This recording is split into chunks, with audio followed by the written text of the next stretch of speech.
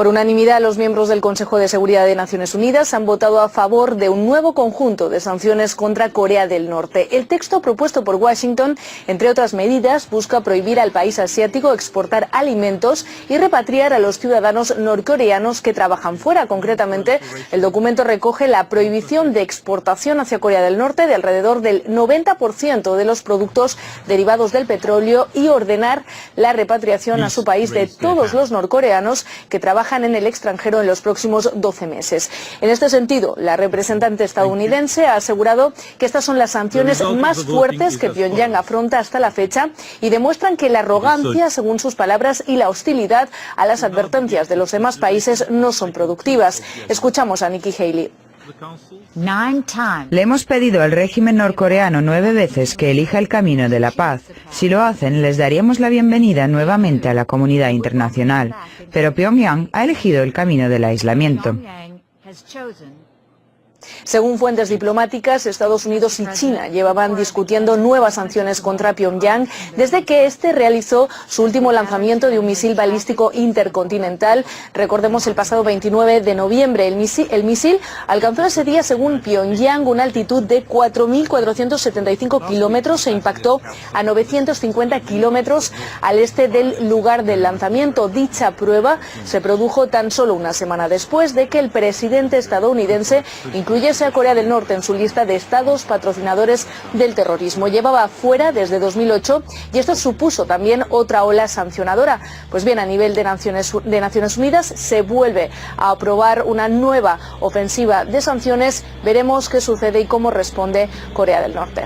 Y Corea del Norte considera que las nuevas sanciones impuestas por la ONU en su contra como un acto de guerra. El Consejo de Seguridad aprobó este viernes por unanimidad un nuevo paquete de restricciones económicas al país asiático, como respuesta al lanzamiento de un misil balístico a finales de noviembre.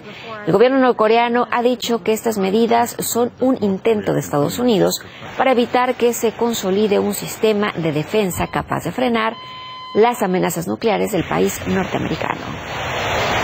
Y desde el Ministerio del Exterior de Rusia denuncian que Washington ha rebasado los límites con la decisión de otorgar a Ucrania asistencias militares supuestamente de carácter defensivo.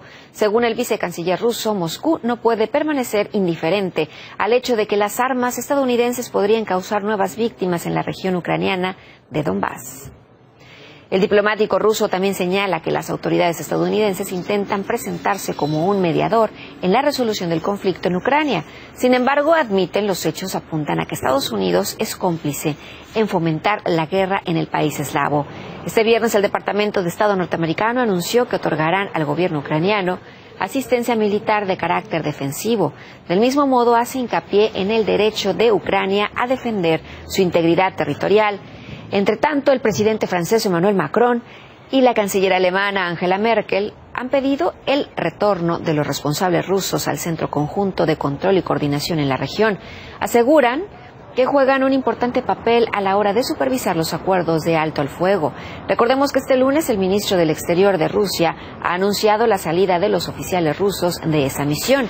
Explica que chocaban con serias dificultades debido a la posición de la parte ucraniana. El Departamento de Estado de Estados Unidos aprueba la exportación de armamento de defensa a Ucrania. El objetivo que esgrime es asegurar que Kiev defienda su soberanía e integridad territorial. La instancia indica que la asistencia militar estadounidense no viola ningún acuerdo internacional, incluyendo los de Minsk. La medida surgió a partir de una propuesta del senador John McCain de suplir arsenal adicional a Kiev. En días recientes también se otorgó a las empresas estadounidenses licencias para la venta de armamento letal a esa nación.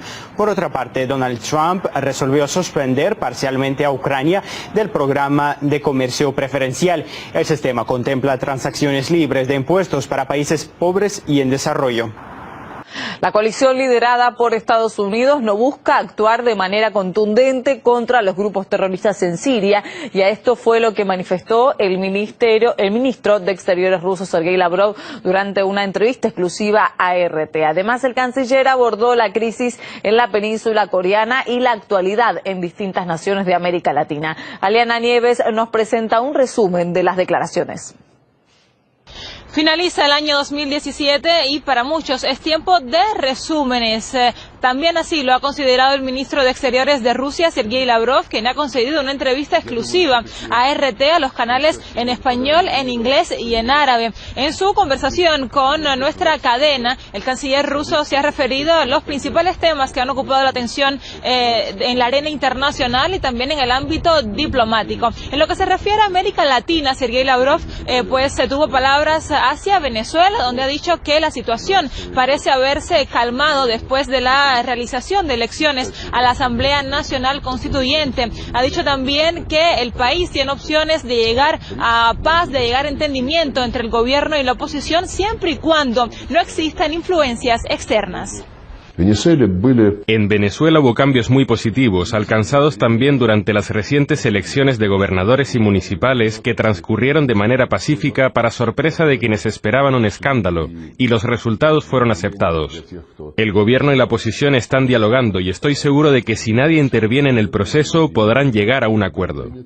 En cuanto a las relaciones entre Cuba y Estados Unidos, el ministro de Asuntos Exteriores de Rusia ha dicho que es lamentable que haya habido un paso atrás desde la llegada de Donald Trump a la Casa Blanca. También se refirió a los supuestos ataques acústicos contra diplomáticos estadounidenses en la isla. Ha dicho que le llama la atención que hasta el momento no existan pruebas contundentes y que sin embargo Estados Unidos continúe hablando al respecto. También se refirió a las relaciones bilaterales entre Rusia y Cuba. Ha dicho que la isla es un ejemplo a seguir en la historia de América Latina y que pues estos nexos bilaterales positivos entre Moscú y La Habana continuarán en el futuro. Mantenemos un contacto constante con el gobierno de Cuba y con todos los representantes del Ejecutivo. No vemos ningún motivo para que nuestras relaciones cambien tras la convocatoria del nuevo Parlamento que en abril designará al nuevo presidente. En cuanto a las próximas elecciones presidenciales en México, Sergei Lavrov ha mencionado que confía en que el país mantenga la estabilidad. Ha dicho que no se puede hablar de ningún tipo de injerencia de Rusia en los comicios presidenciales de este país, y en las naciones de las cuales se ha hablado sobre este tema, pues no se ha podido demostrar hasta el momento ningún tipo de rol decisivo de Rusia en comicios presidenciales que se hayan celebrado tanto en Europa como en Estados Unidos. Sobre estos asuntos también Sergei Lavrov se refirió a la situación en la península coreana. Ha calificado como negativa la falta de iniciativa de Estados Unidos de sentarse a la mesa de diálogo con Pyongyang, pues ha dicho que en estos momentos las negociaciones son básicas para calmar las tensiones en cuanto al tema de Corea del Norte. Debemos aclarar un poco cómo Washington está manejando el problema. En septiembre recibimos señales por parte de Estados Unidos de que querían empezar un diálogo con Pyongyang. Aseguraron que no tenían previstas maniobras militares hasta la primavera. Por ello, Corea del Norte podía estar tranquila. Nosotros transmitimos este mensaje y no fue rechazado.